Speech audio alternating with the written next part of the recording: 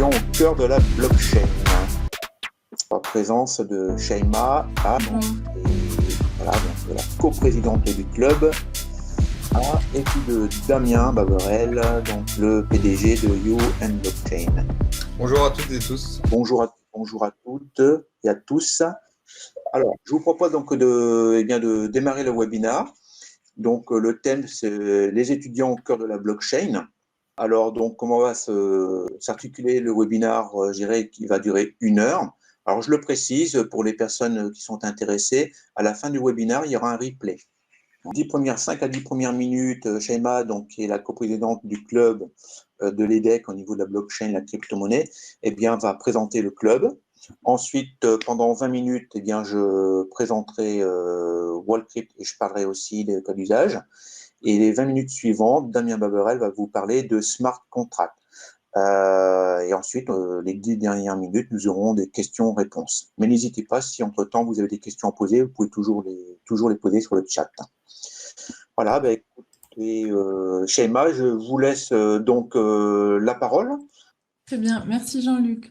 Alors bonjour à toutes et à tous. Donc, comme Jean-Luc l'a précisé, je suis donc la coprésidente de EDEC Blockchain and Cryptocurrencies. Alors, qui sommes-nous?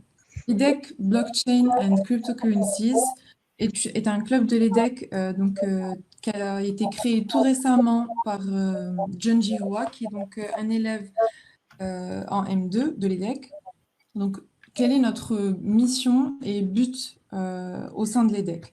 Donc, nous, ce qu'on cherche à faire, c'est à fournir aux étudiants de l'EDEC des connaissances en matière de crypto-monnaie et en matière de blockchain.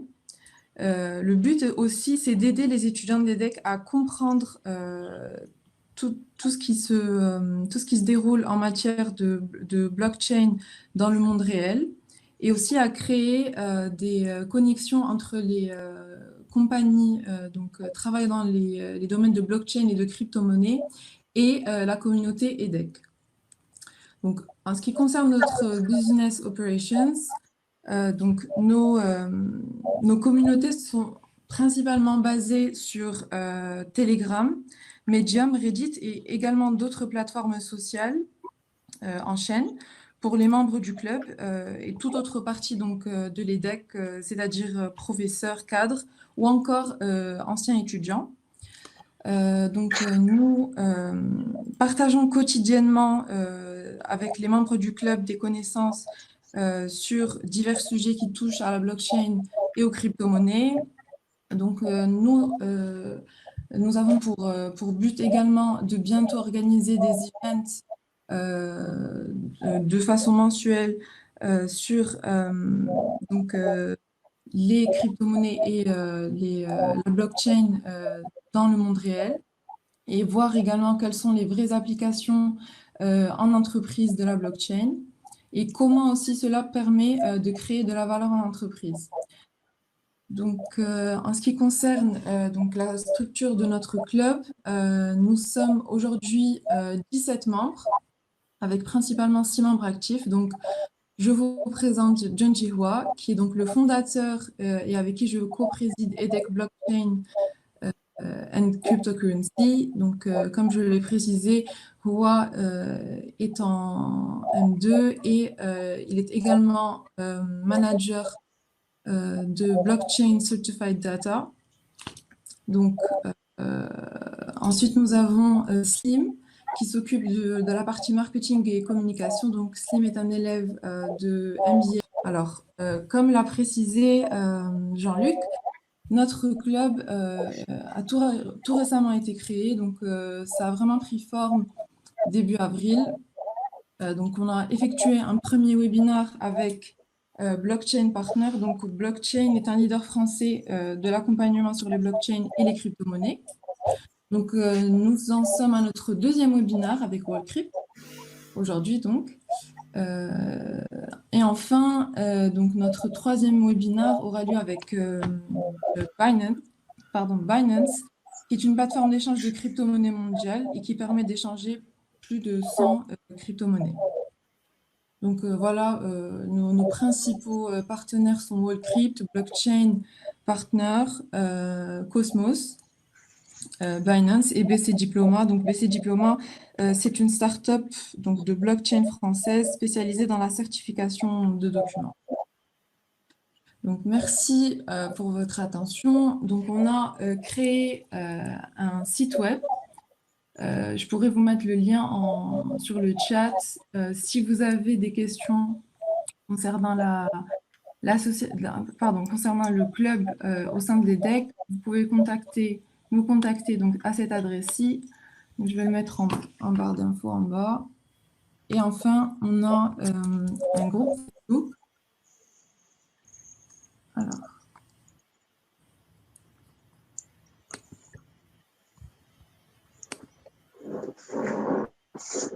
Voilà, dans le chat. En barre d'infos, si besoin.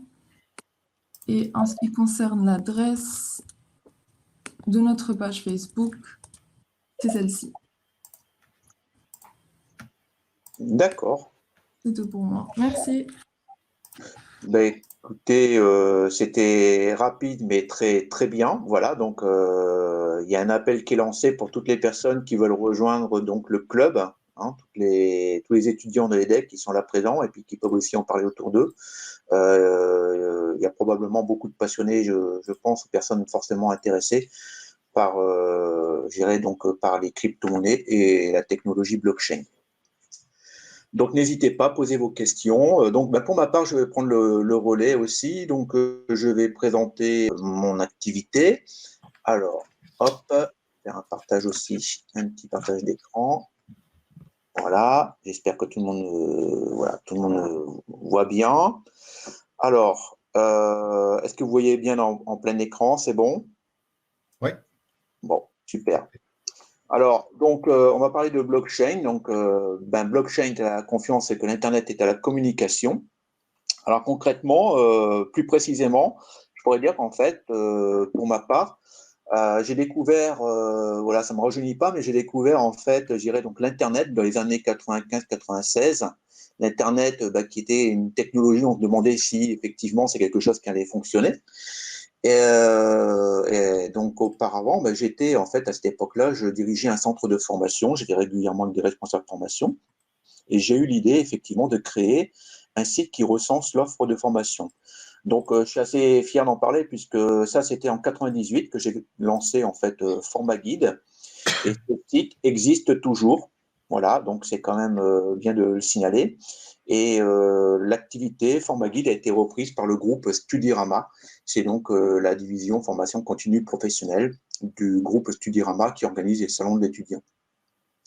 Voilà, et 20 ans plus tard, il y a une nouvelle technologie qui arrive en force. Et bien, cette technologie, c'est la blockchain, sur laquelle je m'intéresse depuis à peu près 2016-2017. Et en 2018, eh bien, j'ai créé la marque Wallcrypt, où j'ai participé à des événements et commencé à organiser des webinars. Et maintenant, donc, Wallcrypt est une société. Alors, donc, si vous voulez en savoir un petit peu plus sur mon activité, vous pouvez aller voir sur mon site, lescalec.com. Donc, mes activités, au niveau de mes activités, voilà, sont regroupées de cette façon: marketing digital, du social selling et des intentions sur la blockchain. Marketing digital, ça va être très orienté sur le référencement naturel Google, sur l'e-réputation, sur le content management. Social selling, c'est très orienté sur LinkedIn, Twitter. C'est donc en fait, je dirais donc la promotion commerciale à travers ces supports. Et puis, bien, la blockchain, c'est aussi du marketing digital pour toutes les personnes qui interviennent dans ce secteur et l'organisation de webinars. Voilà. Alors, pourquoi la blockchain est une véritable révolution? Pour faire très, très court, eh bien, tout simplement parce qu'en fait, elle permet de pouvoir collaborer sans tiers de confiance, en toute confiance. Voilà. Donc ça, c'est quand même quelque chose d'assez extraordinaire et qui remet, je dirais, donc en question pas mal de secteurs d'activité, enfin même tous les secteurs, on pourrait dire. Alors, donc, le sujet d'aujourd'hui va être très orienté donc sur tout ce qui va toucher l'emploi et la formation, ce qui est d'ailleurs aussi la vocation, j'en parlerai après, de Wallcrypt. Alors là, donc, j'ai pris comme exemple les faux diplômes et les faux CV. Et pourquoi est-ce que c'est un fléau? Eh bien, tout simplement, il suffit de regarder l'actualité. Hein. Donc, voilà, donc là, un haut gradé militaire en Suède a menti pendant 20 ans sur son CV, et ce qui a permis de pouvoir tenir des postes très intéressants. Voilà, pareil, ici en Espagne, donc 500 faux diplômes, voilà, donc il y a une université qui a été soupçonnée effectivement d'avoir fourni des faux diplômes. L'Inde, championne des faux diplômes. Voilà, le Niger. Donc en fait, tous les pays dans le monde sont concernés et les faux diplômes, eh bien, ça a une ampleur mondiale. Et à tous les niveaux, que ce soit à tous les niveaux, même au niveau au plus haut niveau. Là, quand même, si je reviens dessus, c'est quand même pas rien. Là, c'est quand même 10 000 fonctionnaires. Hein. C'est quand même pas anodin, quoi. Voilà, la Malaisie aussi. Donc là, j'ai encadré. Au niveau de la Malaisie, j'ai encadré le fait qu'on dise bien, c'est afin de maintenir l'intégrité et la réputation des universités. Donc on voit qu'effectivement les universités ont pris en main, je dirais, donc ce problème, puisque leur réputation est en jeu. Donc il faut véritablement lutter contre ce fléau. Alors, comment acheter un faux diplôme? Alors ça aussi, c'est assez extraordinaire. Enfin, moi qui suis spécialisé dans le référencement Google, entre autres, voilà, si vous tapez sur Google tout simplement faux diplôme, eh bien, vous avez des résultats. Bon, donc ça, c'est quand même déjà assez incroyable. Acheter un faux diplôme, il n'y a pas de problème. Apparemment, c'est quelque chose d'assez courant, puisqu'on va le retrouver dans le Google Suggestions. Voilà, et on peut trouver, par exemple, en résultat, fausdiplôme.org. Alors, fausdiplôme.org, apparemment, ils sont assez énervés parce que, voilà, ils mettent attention, là, ça date de mai 2020. Nos clients nous signalent des problèmes, voilà, donc nous, on a la preuve de notre ancienneté, on est sérieux, voilà, on est même spécialisé sur les diplômes français. Donc, voilà, il ne manque pas d'air. Ça va quand même très, très loin, quand même, hein, le problème des faux diplômes. Par contre, si on creuse un peu sur leur site, on voit que c'est un site qui n'est pas en HTTPS, il n'y a pas de mention légale, il n'y a pas de contact. Finalement, on ne sait pas qui c'est. Donc après, on va retrouver d'autres sites comme fulldiplome.com.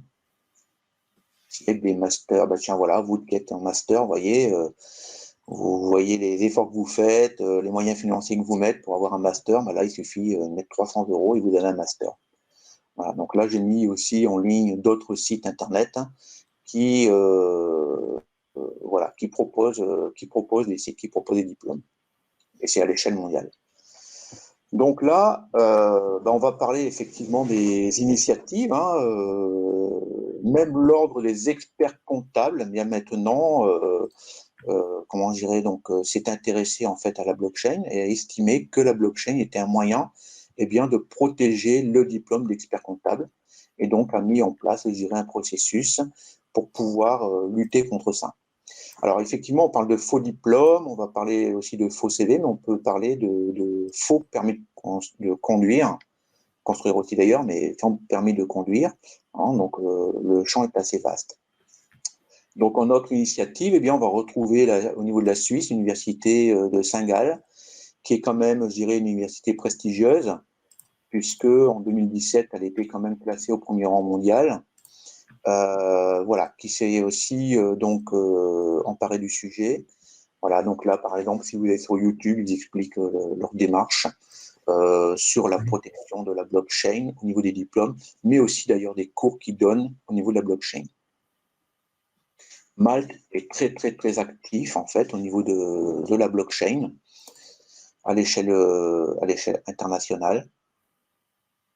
Alors, les solutions pour protéger des diplômes, vous avez une société qui est basée, par exemple, à Marseille, qui est une société très ancienne, qui s'appelle Kix, voilà, qui est dirigée par Laurent Enoch, et qui propose, en fait, je dirais, un ensemble de solutions, pour effectivement certifier ces diplômes. BC Diploma, effectivement, qui propose aussi des diplômes certifiés sur la blockchain. Voilà. Et voilà, donc là, on va retrouver un ensemble, je dirais, de structures qui proposent des certifications. Donc, l'école d'ingénieurs de Paris La Défense aussi, ils étaient assez précurseurs d'ailleurs, hein, sur leur processus de vérification. Voilà. Donc, alors, maintenant qu'on a parlé des diplômes, on peut aussi parler des CV. Alors, il faut savoir qu'un CV, eh bien, n'est jamais rigoureusement exact, d'après la source Forbes. Il faut savoir que, à peu près, d'après un sondage, 58% des employeurs estiment que la majorité des CV sont, on va dire, arrangés, voilà, sont repris et ne sont pas forcément vérifiés. Alors, la blockchain est-elle l'avenir du recrutement? Eh bien, quand on parle de diplôme, quand on parle de véracité des CV, évidemment, qui est touché? Eh bien, ce sont c'est le service ressources humaines. Alors là, effectivement, on va voir que CV Trust a obtenu un coup de pouce de la Commission européenne, ben justement par rapport à l'ampleur, je dirais aussi, de cette problématique, c'est-à-dire la vérification des CV. Pourquoi? Parce que tout simplement, eh bien, les CV Trust, hein, pour un service des ressources humaines, il faut savoir, voilà, donc notre application aussi qui permet donc de pouvoir valider votre CV et à travers, je dirais, donc des informations qui sont fournies, qui sont vérifiées, qui sont mises sur la blockchain.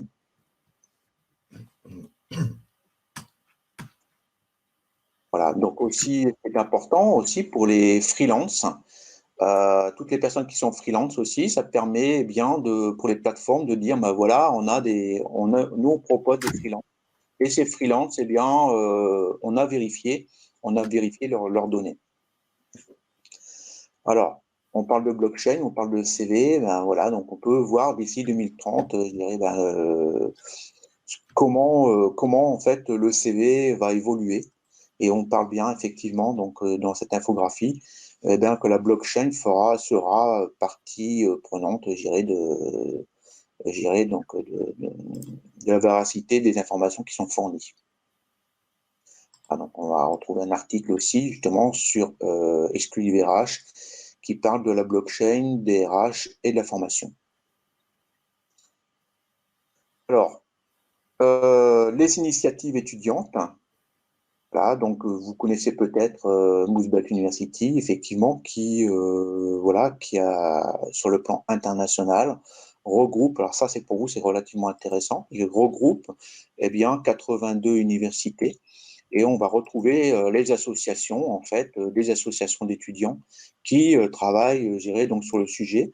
Donc, ça fait quand même, je dirais, 82 institutions. Donc, c'est pas du tout négligeable. Ça veut dire que au niveau des étudiants, eh bien, et des universités, il y a un véritable, je dirais, donc intérêt pour cette technologie. Alors, on va comprendre l'intérêt de cette technologie tout simplement parce que il suffit d'aller voir cette étude par rapport à LinkedIn. Donc ça, c'était article du 12 janvier 2020, où effectivement, parmi les 10 compétences les plus recherchées en France, eh bien, c'est en top 1, on va retrouver la blockchain. Alors, on va retrouver la blockchain, donc ça veut dire quoi? Ça veut dire qu'en fait, tout simplement, on manque de compétences, puisque la blockchain est quelque chose encore finalement d'assez récent. Et pour trouver des compétences, ça va être très compliqué. Donc les universités sont déjà actuellement en train de préparer les diplômes. Les étudiants, comme vous le faites actuellement, eh bien, j'irai donc créer des associations pour se regrouper. Et effectivement, il va y avoir une forte demande de compétences en ce qui concerne la blockchain et tout son écosystème. Alors pour les RH, eh bien effectivement, comme on l'a vu, ça leur demande énormément de temps d'aller vérifier un CV. Donc la blockchain est intéressante, mais la blockchain va intervenir aussi dans le domaine de la paye, de la sous-traitance, du recrutement, recrutement à travers les diplômes, vérification des diplômes, vérification des CV, vérification des compétences des freelances, et évidemment la paye, par exemple, pourquoi pas au niveau de la crypto-monnaie pour les groupes internationaux, pour pouvoir transférer facilement et rapidement, je dirais, donc les salaires. Voilà, donc identifier vos diplômes et vos CV, comme j'ai marqué, bien effectivement, c'est protéger votre identité professionnelle et votre réputation. Alors, donc, voilà pour ma part. Donc, du coup, là, j'arrête le partage quelques instants. Donc, n'hésitez pas. Si vous avez des questions à ce sujet, donc là, j'ai fait un tour d'horizon assez rapide. Mais ce qui était important, c'est surtout d'avoir conscience, eh bien, effectivement, que la protection des diplômes, c'est pas que pour se faire plaisir, c'est pour répondre à une vraie problématique. Idem pour les CV. Donc, ça va jusqu'aux ressources humaines. Et de par, je dirais, mon expérience, je dirais, à travers Format Guide, que j'ai tenu pendant de nombreuses années, mon parcours aussi, puisque j'ai été dirigeant d'un centre de formation de nombreuses années également, eh bien, donc, j'ai eu l'idée de créer en fait, Wallcrypt. Donc, je vais vous présenter en quelques minutes aussi le site internet Wallcrypt, qui est donc un site dédié à l'éducation, l'emploi, la formation sur tout ce qui va toucher à la blockchain et son écosystème, notamment donc les smart contracts, la crypto-monnaie, voilà. Donc, je vais faire un partage et je vais vous présenter le site internet.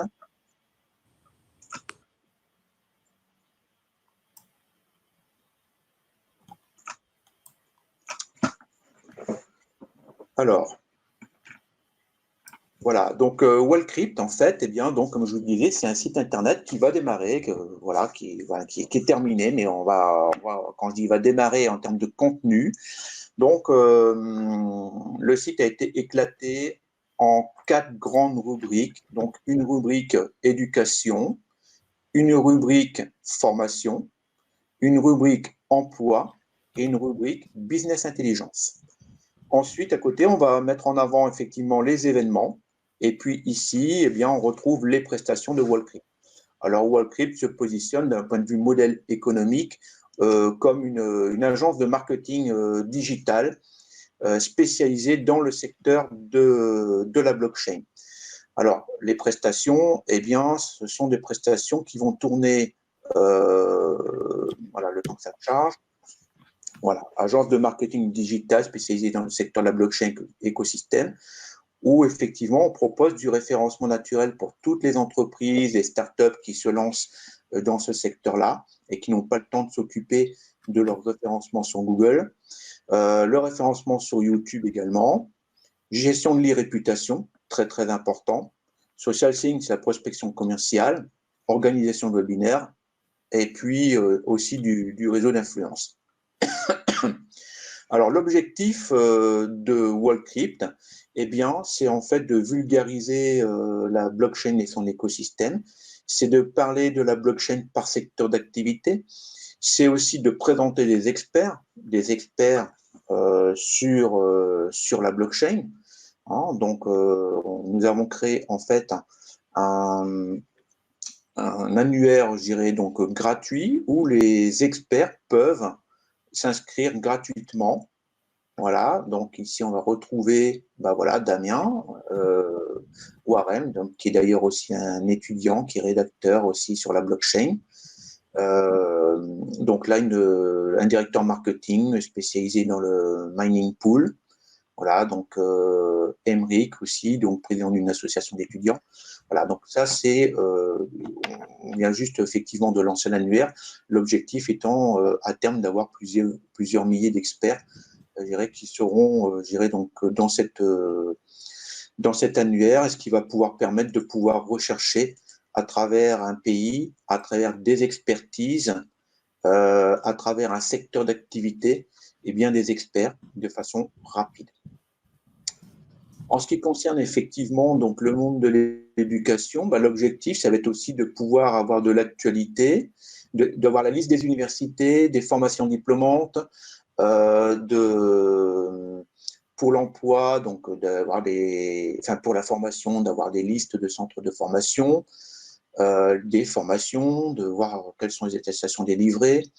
Dans le secteur de l'emploi, eh bien, c'est pas un job board, mais on va parler d'entreprises qui recrutent, parler des plateformes, justement, des plateformes spécialisées dans le recrutement sur toute la technologie, blockchain et écosystème, avec effectivement aussi les outils qui permettent de certifier des compétences, et puis une rubrique actualité. Voilà, donc en ce qui concerne la présentation je suis allé assez rapidement, hein, là je vous laisserai aller voir le site internet, mais l'objectif c'est vraiment d'avoir un site qui est vraiment dédié à l'éducation, la formation et l'emploi, qui permet de recenser en fait les informations. Alors, n'hésitez pas, hein, si vous avez des questions, vous pouvez poser vos questions. Et comme ça, d'ici 2 minutes, là, je vais passer ensuite la parole à Damien qui va nous présenter ce que c'est le smart contract. Et, alors, avant que j'oublie, puisque dans le cadre du lancement vraiment officiel là, de Wallcrypt, puisque le site maintenant est bien opérationnel, on va lancer le contenu. J'avais un petit service à demander à tout le monde. Voilà, j'en profite, hein, puisque vous êtes là. Si sur Google, vous pouvez taper blockchain Wallcrypt, ça me permettrait de pouvoir booster un petit peu mon référencement. Hein, voilà, vous pouvez le faire de votre téléphone, votre ordinateur, ou maintenant, ou à la fin du webinaire. Ça serait sympa. Donc là, je ne demande pas un petit like, mais je demande plutôt si vous pouvez taper blockchain Wallcrypt sur Google. Voilà, ça fera un petit plus. Merci pour votre attention et puis je vais passer maintenant la parole à Damien qui va vous présenter son activité et parler des smart contracts. Damien, je te laisse la parole.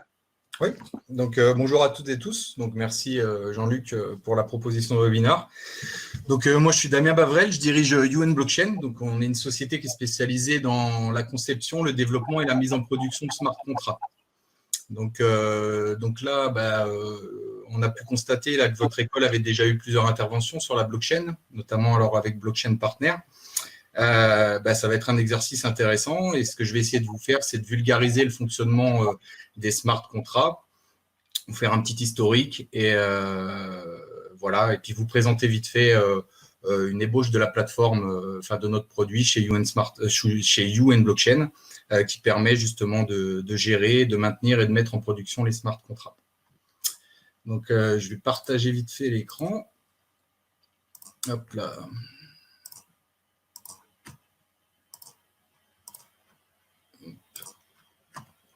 C'est bon, vous voyez mon écran là? Allô? Oui, on voit bien, oui, tout à fait. Ouais. Tout à fait.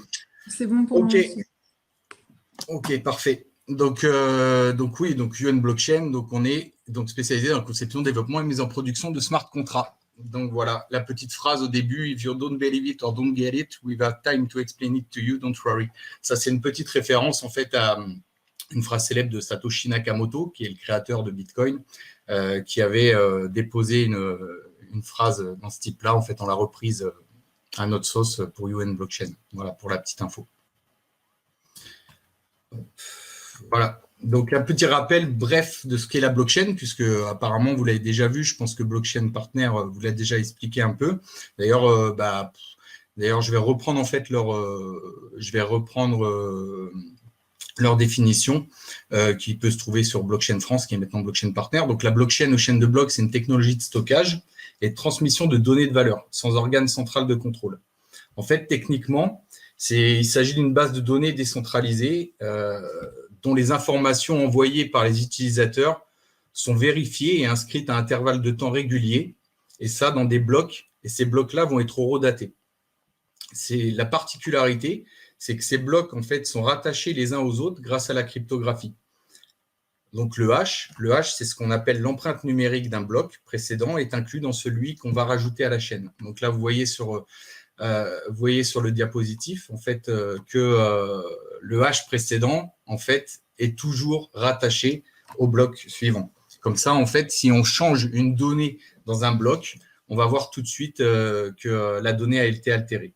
Donc, je ne vais pas rentrer plus dans les détails de rappel de fonctionnement de la blockchain, mais en fait, ce qu'il faut retenir, c'est que les transactions sont dans les blocs, donc c'est ce que vous voyez en rouge, et qu'une fois qu'elles sont dans ces blocs, elles sont inscrites de façon immuable. Et ça, c'est important.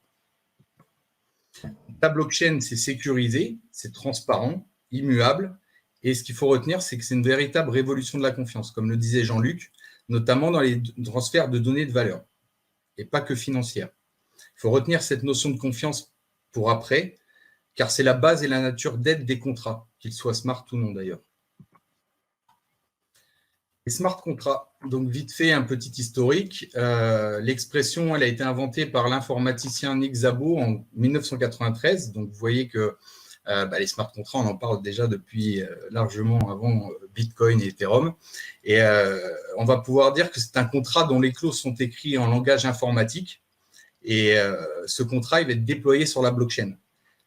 Quand il est déployé sur la blockchain, c'est à travers une transaction. Et on vient de voir en fait que les transactions, une fois qu'elles sont déployées dans la blockchain et inscrites dans un bloc, en fait, elles vont être immuables. Ce qu'il faut retenir, c'est qu'un smart contract, il agit de façon que si les conditions prévues dedans sont réunies, alors les clauses s'exécutent automatiquement. En fait, c'est des programmes informatiques qui vont être irrévocables et qui vont être déployés donc, sur la blockchain. Et ces programmes informatiques, ils exécutent un ensemble d'instructions qui vont être prédéfinies. En fait, quand on code le smart contract, on va mettre à l'intérieur les instructions qu'on veut. Donc, c'est les clauses de notre contrat. Et ces clauses-là vont pouvoir s'auto-exécuter si les conditions qui permettent le déclenchement de ces clauses sont remplies. Donc, ça permet de sécuriser un accord entre plusieurs parties ou davantage grâce à la transparence et à l'immuabilité de la blockchain. Et comme je le mets en bas, ça permet d'éliminer donc le besoin de confiance entre parties sans avoir recours à un tiers de confiance. Alors, je voulais parler en premier de Bitcoin. Donc, Bitcoin, pour rappel, Bitcoin avec un B majuscule, c'est le protocole, et Bitcoin avec un B minuscule, c'est l'unité de compte de ce protocole. Donc, Bitcoin, c'est un système de paiement en pair à pair, d'accord, en échange de valeurs. Et les Bitcoins sont une monnaie programmable, justement, gérée par smart contract. Donc là, c'est important de voir que en fait, la notion de smart contract existe déjà depuis 1993, mais les smart contracts sont possibles sur Bitcoin et ce depuis le début. En fait, l'entièreté du protocole Bitcoin, elle est basée sur un concept de sortie transactionnelle non dépensée. En fait, en anglais, vous allez souvent le voir sous le nom d'UTXO. C'est Unspent Transaction Output. Sur Ethereum, par exemple, on le verra un peu plus loin, c'est le terme qu'on utilise sur Ethereum, c'est account model. Une transaction dans Bitcoin, donc, elle consiste à déverrouiller un ou plusieurs de ces UTXO en entrée pour en verrouiller un ou plusieurs en sortie. Donc, comme je vous disais tout à l'heure, les transactions, c'est la pierre angulaire des smart contracts. D'ailleurs, tout passe par les transactions sur la blockchain. Donc, une transaction sur Bitcoin va pouvoir être exécutée automatiquement lorsque la condition nécessaire à l'exécution est remplie. Donc, c'est un smart contract. Par exemple, pour pouvoir envoyer des Bitcoins à mon ami, alors la condition est de montrer que j'ai bien ces Bitcoins en ma possession et que je peux donc bien les dépenser. Donc là, on voit bien que je réponds à la condition basique, mais nécessaire, qui permet que la transaction, elle s'auto-exécute. En prouvant que je suis bien en possession de ces Bitcoins, je vais pouvoir en fait les dépenser. Donc, sur le schéma que vous voyez, on a donc la transaction, on a une donnée en entrée, donc l'input, donc je suis bien le propriétaire en possession des Bitcoins. Et ce que je veux, c'est pouvoir avoir donné en sortie, les Bitcoins ont bien été transmis à mon ami. Donc, comment ça va se passer ? Sur Bitcoin, les smart contracts, donc, ils sont écrits en script. Le langage de programmation de Bitcoin s'appelle le script. Et pour simplifier, on pourrait dire que ces scripts, c'est la traduction donc, en langage informatique des termes et des conditions de l'exécution des clauses du contrat. Donc, c'est-à-dire que la clause du contrat, c'est Damien peut dépenser ses Bitcoins et la condition pour qu'il puisse être exécuté et puisse le faire, c'est est-ce que Damien est bien en possession des Bitcoins ? Donc, si oui, les Bitcoins vont pouvoir être envoyés sur un autre portefeuille. Donc, les possibilités offertes par ce mécanisme de script, sont potentiellement sans limite. Mais en fait, sur Bitcoin, il y a seulement quelques scripts standards qui sont supportés par mesure de sécurité. Ce que je veux, c'est voir avec vous déjà de parler en fait des trois suivants.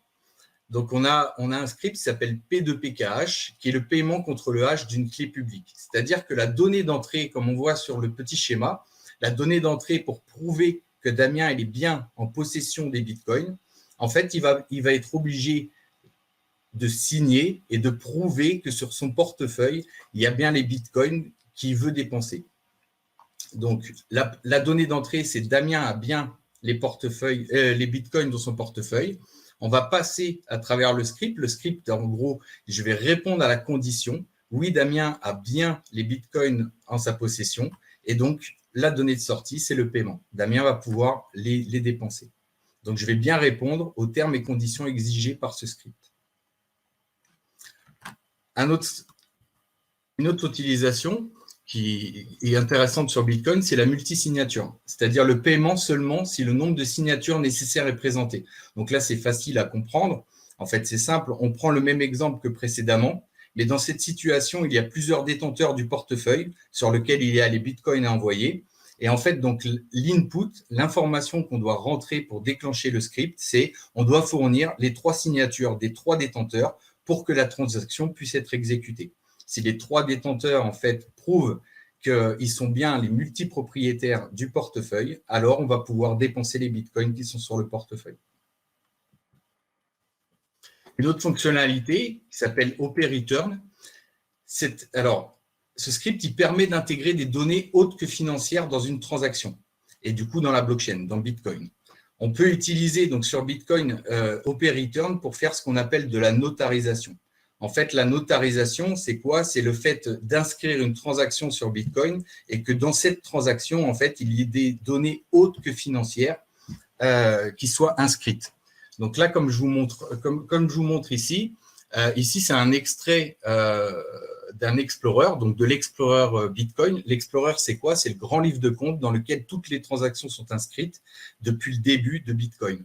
Donc là, on voit que dans le bloc 563 631, à telle transaction, on voit en fait une métadata, donc une métadonnée, une donnée autre que financière qui a été inscrite dans cette transaction. Et on pourrait très bien imaginer que ça, c'est l'empreinte numérique en fait, par exemple, de la photo ci-dessous qui montre Nelson Mandela.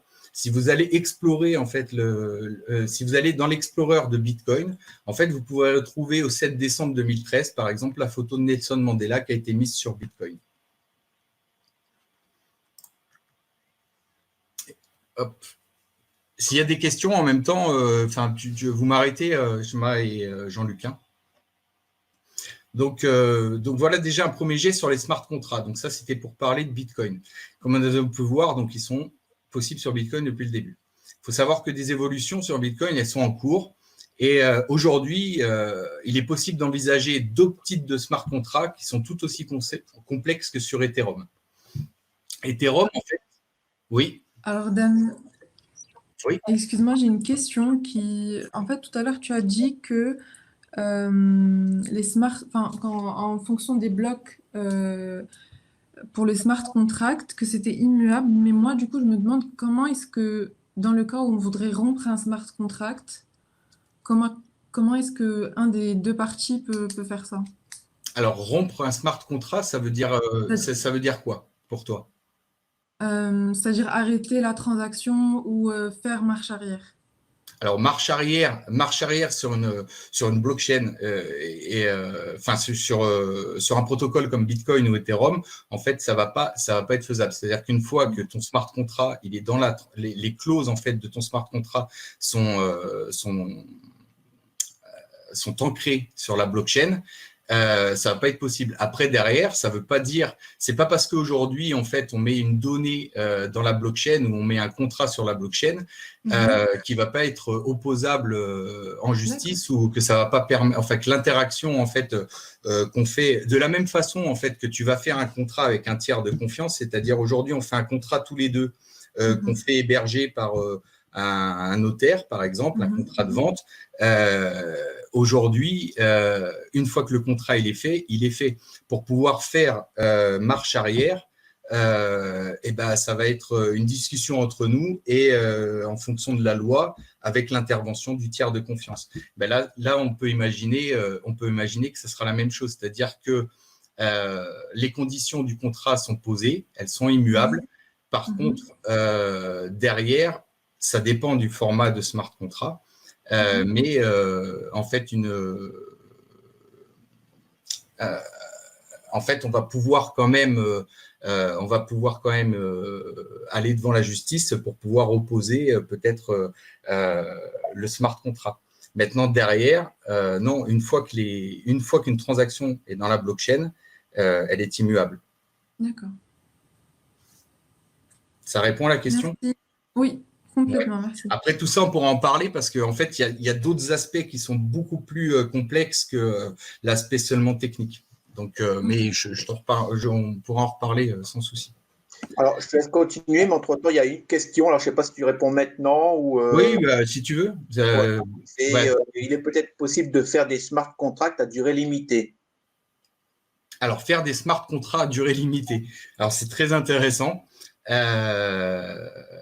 J'y répondrai en fin de présentation. Alors.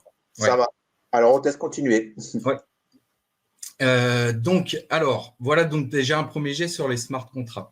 Alors là, je voulais vous présenter Ethereum. Donc, Vitalik Buterin, qui est l'inventeur d'Ethereum, il a écrit un white paper pour présenter Ethereum. Ethereum, ça a été présenté comme une plateforme, un super ordinateur, d'accord, qui s'appelle EVM. EVM en anglais, c'est Ethereum Virtual Machine, d'accord, qui serait spécifique en fait à la base pour le développement d'applications décentralisées, ce qu'on appelle les DApp. Vous allez retrouver souvent par les DApp. Le super ordinateur, donc c'est cette plateforme qui est décentralisée et qui englobe la blockchain Ethereum. Alors, pour faire ça, en fait, je vais vous montrer un petit schéma. Et Vitalik, à la base, il avait vu cela comme une opportunité d'aller plus loin que Bitcoin, puisque tout à l'heure, on a vu que Bitcoin, en fait, avait un nombre limité de scripts et que l'idée de Vitalik, en fait, c'était d'utiliser des contrats auto-exécutables, mais qui ne sont pas restreints par le langage. En fait, avec Ethereum, on va pouvoir inventer n'importe quel script. C'est-à-dire que Ethereum dispose entre autres de son propre langage, donc qui est le plus connu, Solidity. Mais en fait, on peut programmer sur Ethereum avec n'importe quel langage qui est dit Turing Complete.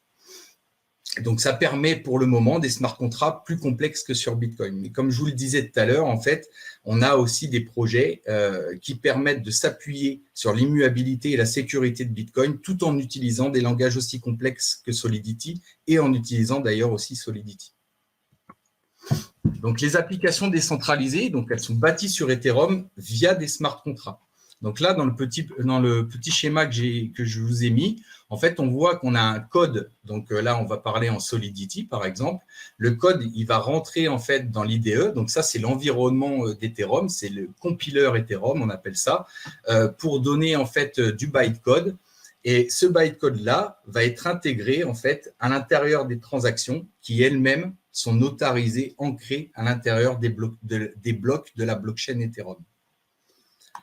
Donc, est-ce que vous comprenez maintenant pourquoi j'insiste vraiment depuis le début sur l'importance des transactions? Parce que les transactions, c'est vraiment en fait l'entrée et l'élément principal en fait d'une blockchain. Là, je vous ai mis un petit slide avec une référence sur un site qui s'appelle stateofthedapps.com. Donc, c'est un site qui permet, qui référence, on va dire, une grosse partie des applications décentralisées. Et donc, vous pouvez aller voir, comme ça vous donne un peu un exemple de ce qui a été construit, ce qui est possible en fait sur Ethereum, mais aussi sur d'autres blockchains qui gèrent les smart contracts et qui gèrent la création d'applications décentralisées. Donc, à l'intérieur, on va avoir de l'assurance décentralisée. On a des réseaux sociaux aujourd'hui qui marchent de façon décentralisée, de la supply chain, du storage. Enfin bon, je vous laisse aller voir. Et à côté aussi, je vous ai mis un petit… j'ai fait une petite connotation à CryptoKitty, donc qui est un jeu complètement décentralisé. Donc là, ça va être intéressant. En fait, la technologie utilisée dans CryptoKitty est très, très intéressante pour ceux qui pour ceux que ça intéresse, je serais ravi d'en discuter plus tard. Donc là, je vais tenter de vous expliquer de façon simple le principe d'architecture des smart contracts. Donc là, c'est simple, il ne faut pas avoir de connaissances informatiques ou autres. En fait, lorsqu'on crée un smart contract, à l'intérieur, on va y écrire et incorporer des bases dites logiques. Donc ces bases, c'est ce qui va déterminer la façon dont notre smart contract va être structuré. Les bases, c'est quoi? C'est if, then, else, and. Donc, en français, quand, pourquoi, comment, alors. Et en fait, on va intégrer ces bases logiques à l'intérieur du code pour que ensuite les clauses elles puissent se déclencher si la condition est remplie. Je vais prendre un exemple simple, un pari sportif. Donc, un match de foot entre deux personnes physiques ou plusieurs personnes physiques, peut-être nous tous, d'accord? On ne se connaît pas et du coup, on ne se fait pas confiance.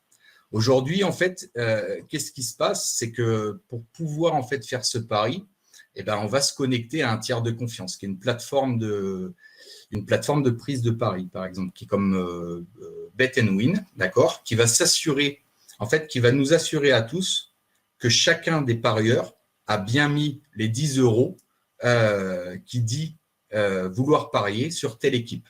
Donc, ce tiers de confiance-là, en fait, il va prendre tous les sous de tout le monde et il va assurer à chacun d'entre nous qu'aucun d'entre nous ne peut partir avec les sous avant la fin du pari et que les sous seront bien distribués en fonction du résultat du match de foot.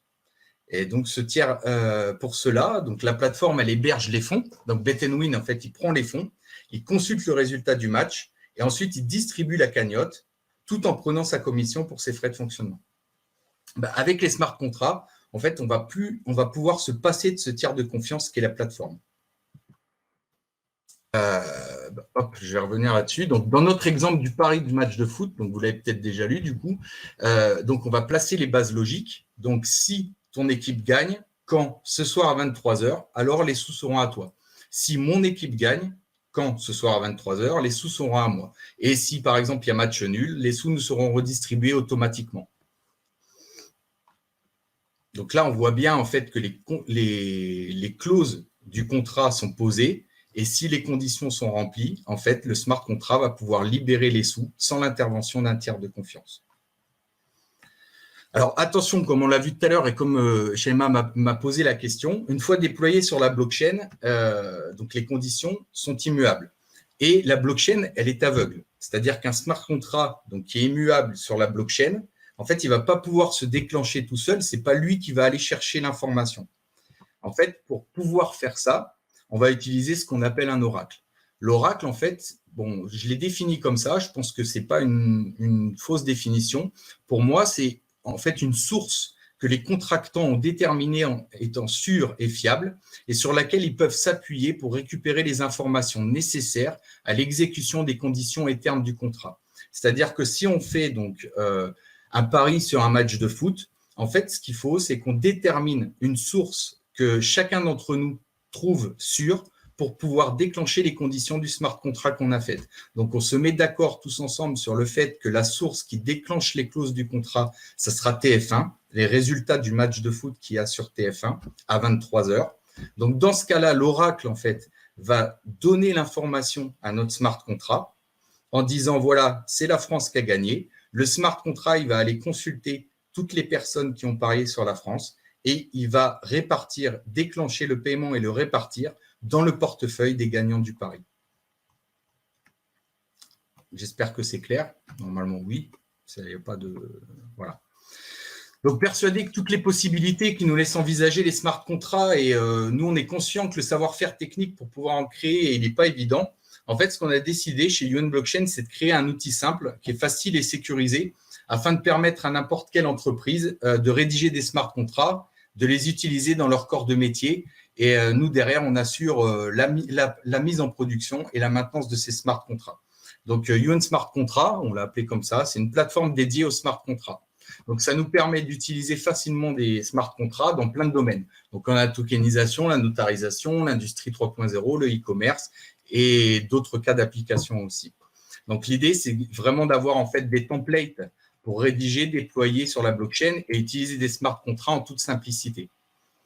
Donc là, par exemple, on va pouvoir répondre à plusieurs sujets. Et en fait, vous avez un template dans lequel vous remplissez les caractéristiques du smart contract que vous avez besoin. Donc, et ensuite, vous avez juste à appuyer sur un bouton, ça déploie le smart contract dans la blockchain. Et nous, on s'occupe aussi de tout ce qui va autour pour pouvoir en fait le mettre en production et que vous puissiez l'utiliser en fait dans votre entreprise de tous les jours. Alors, attention, là, c'est un petit aparté qui me semble intéressant et nécessaire. C'est si les smart contracts, donc, ils laissent envisager des perspectives qu'on peut appeler quand même disruptives dans des tas de domaines d'application, il y a encore beaucoup de points sur lesquels il faut travailler. En effet, donc, comme on l'a vu tout à l'heure, une fois déployé sur la blockchain, on a vu que le smart contract il était immuable. Et cela a forcément des répercussions juridiques. Donc là, exactement, en fait, la question qui a été posée. Et par exemple, sur Ethereum, en fait, on va pouvoir retrouver un site qui nous liste en fait toutes les vulnérabilités qui sont connues aujourd'hui dans les smart contracts Ethereum. D'accord ? Là, je vous en ai mis une qui est intéressante et qui serait intéressante en fait d'aller regarder si vous avez envie de pousser plus loin en fait la compréhension des smart contracts et notamment sur les vulnérabilités. C'est l'attaque 4.1 en fait qui a été déployée en 2016 sur une expérience qui s'appelait The DAO, donc qui était une application décentralisée, une organisation en fait décentralisée. Mais ça, je pourrais en parler aussi à ceux qui sont intéressés après le webinaire ou même sur le Slack voilà. Alors, il y a des enjeux juridiques. Et pour faire ça, c'est pour ça que pour la mise en production, en fait, ce qu'on fait à UN Blockchain, c'est qu'on travaille en collaboration avec tout un ensemble de professions qui vont être complémentaires en fait à l'aspect technique, afin de pouvoir concrétiser la mise en production des smart contracts. Donc on a notre logiciel UN Smart Contract. Donc là, j'ai mis un exemple, tokenisation d'actifs par exemple. Et en fait, on va avoir tout l'écosystème autour qui va se rajouter pour pouvoir en fait pour pouvoir faire la mise en production et pour pouvoir répondre à des besoins métiers. Donc, on va avoir l'audit de smart contract, donc pour la sécurité. On va avoir aussi l'assurance, c'est-à-dire qu'il faut qu'on soit assuré en fait pour pouvoir proposer des smart contracts et ainsi se prémunir en cas d'un dysfonctionnement ou d'un bug sur le smart contract. On est les industriels, la communauté crypto qui est quand même très intéressante. On va avoir tout ce qui est token économie, c'est-à-dire des personnes qui sont spécialisées dans la réflexion économique quand on crée un token pour pouvoir en fait avoir une applicabilité dans le monde réel. Et on a le juridique forcément qui est nécessaire. Voilà, donc conclusion, à vous de choisir. Avant, dans le présent, on se noie en fait dans une multitude d'intermédiaires et d'administratifs. Demain, on va pouvoir gérer ça par smart contract. Voilà, je pense que j'ai fait le tour. Vous pouvez nous rejoindre sur un Slack. On a un Slack qui s'appelle UN Blockchain, donc c'est toujours un plaisir d'échanger avec les gens et de répondre aux questions. Très bien. Eh bien, merci pour la présentation, Damien, qui était très, très intéressante, qui permet d'entrevoir aussi tout ce qu'on peut faire avec un smart contract. Ça donne pas mal d'idées. Voilà, donc là, c'est opérationnel déjà actuellement. Donc, si on veut lancer un smart contract, ça fonctionne. Oui, tout à fait. Oui. Après, ça dépend ça fonctionne. Oui, ça fonctionne. Et c'est surtout, aujourd'hui, on a des clients et on a mis en production, en fait, des solutions blockchain qui sont principalement mises sur la mise en production de smart contracts, qui marchent avec des smart contracts. Voilà. Ah oui, pour répondre à la question de tout à l'heure, en effet, là, je vois Sylvain Berthelot, coucou Sylvain d'ailleurs, qui est développeur blockchain, qui dit tout à fait slim, il pourrait être valide jusqu'au bloc X. En effet, on peut envisager. Alors la question c'était la question c'était sur la durée limitée. La durée en fait d'un smart contract. Alors oui, pour l'instant, en toute honnêteté, personnellement, on n'a pas développé ce type de smart contract, mais c'est carrément envisageable. En fait, aujourd'hui, on a même des smart contracts dans lesquels on va pouvoir, et ça par contre, du coup, on l'a déjà fait, on va pouvoir en fait envisager que le smart contract se déclenche. Par exemple, là, on est le 15 mai, on va pouvoir envisager que le smart contract se déclenche le 25 mai à telle heure, à telle date. Enfin, le 25 mai à telle heure.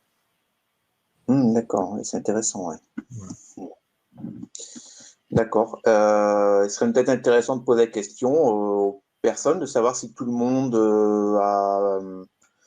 connaissait déjà ou avait une idée de ce que c'était les smart contracts, et puis si ça vous a permis déjà au moins de vous éclairer et peut-être que ça vous a donné des idées, et puis aussi d'imaginer pourquoi on parle de révolution blockchain, puisqu'on parle de crypto-monnaie, donc là aussi il y a une révolution sur l'aspect monétaire, mais là ça peut être aussi sur l'organisation des entreprises, tout simplement, en fait. Oui, l'idée, c'est aussi, pourquoi pas, d'avoir un retour par rapport à est-ce que là, en fait, est-ce qu'on est rentré déjà peut-être un peu trop dans le technique? Est-ce que ça serait intéressant de revenir peut-être sur quelque chose avec plus des cas d'usage ou par rapport à l'auditoire, en fait, qu'est-ce que vous attendiez et puis qu'est-ce que vous attendez, en fait, s'il y a des questions. Alors, j'ai une question de Chunche Oua. Donc, quelle blockchain vous exploitez le smart contract sur UN Blockchain? Alors, quelle blockchain vous exploitez le smart contract? Alors, chez UN Blockchain, on travaille exclusivement sur blockchain. Donc, on ne fait pas d'architecture distribuée privée. Et on travaille, nos smart contracts, en fait, sont déployés sur Bitcoin et sur Ethereum. Voilà, donc principalement sur Ethereum, mais on est en train de tous les migrer sur Bitcoin. Alors, Ouad, c'est donc le président donc, du club de l'EDEC, hein, voilà, donc je le précise, Oui. qui est donc avec Shema, donc qui ont l'ambition de voir développer cette, j'allais dire cette structure. Pour l'instant, c'est pas une structure, mais on va dire ce club, hein, au sein de l'EDEC pour la blockchain et puis la crypto-monnaie aussi d'ailleurs. Voilà, bah écoutez, on arrive à la fin du webinaire, puisque là, il est 11h59. Alors, on a peut-être une autre question, je ne sais pas, j'y réponds maintenant. Question, vous avez dit que les données stockées étaient immuables. Qui y a accès? Alors, bonjour Clotilde. Alors, vous avez dit que les données stockées étaient immuables. En effet, les données qui sont stockées, elles sont immuables. Qui y a accès? Alors, ce qu'il faut préciser dans cette question, ça veut dire quoi avoir accès à des informations? Avoir accès à des informations, c'est est-ce que j'y ai accès, c'est-à-dire que je peux les lire, ou est-ce que je ne peux pas les lire? C'est-à-dire qu'une information qui est rentrée dans la blockchain, on a vu tout à l'heure que la blockchain, ou vous l'avez vu certainement avec Blockchain Partner, enfin je suppose quand même, que la blockchain, donc notamment Bitcoin ou Ethereum, c'était des protocoles publics. C'est-à-dire qu'à l'intérieur, en fait, toutes les transactions sont publiques. Tout ce qui se passe à l'intérieur du protocole Bitcoin ou Ethereum, n'importe qui peut aller voir les transactions. Par contre, derrière, c'est pas parce que, en fait, si j'ai envie de marquer, si j'ai envie de notariser, par exemple, un document, c'est-à-dire protéger l'empreinte numérique de ce document, je vais mettre l'empreinte numérique à l'intérieur de la blockchain et tout le monde pourra y avoir accès, en effet. Par contre, pour pas que les gens puissent lire cette information, je vais utiliser de la cryptographie et je vais chiffrer, en fait, chiffrer l'information. C'est-à-dire qu'à la place de pouvoir lire Damien, en fait, je vais avoir une suite alphanumérique dont seul moi, qui est la clé de déchiffrage, pourra avoir accès en lecture. Est-ce que ça répond à la question, Clotilde?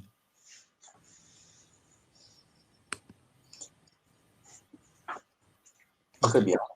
Bon, eh bien, en tout cas, merci Damien pour toutes ces précisions. Merci Sheima, UA, donc, et puis on vous souhaite, je dirais, donc, plein de bonnes choses pour le développement de votre activité, hein, de ce projet. On reste en contact, bien évidemment. N'hésitez pas à aller sur le site Walkreed. Vous pouvez aussi nous faire on va faire la promotion effectivement du club. Hein, donc, on mettra des documents. Et puis aussi, comme je disais, pour les personnes qui souhaitent, je dirais, s'inscrire, celles qui ont déjà des connaissances dans la blockchain, la crypto-monnaie, qui souhaitent s'inscrire comme experts experts ou ayant des compétences sur WorldCrypt, ils sont les bienvenus. Voilà, bon, bah, écoutez, et puis on a aussi une newsletter qui va démarrer donc début juin. Donc toutes les personnes qui souhaitent recevoir la newsletter mensuelle, eh bien, sont les bienvenus. Vous pouvez vous inscrire, vous avez juste votre email à mettre. Voilà, ben, bonne continuation à tous, à toutes. Hein, n'hésitez pas, contactez UA ou Shemas pour ceux qui sont intéressés pour l'association, pour le club, excuse-moi. Hein, voilà. Et puis, à très bientôt. Et merci. Au revoir. Merci, au revoir.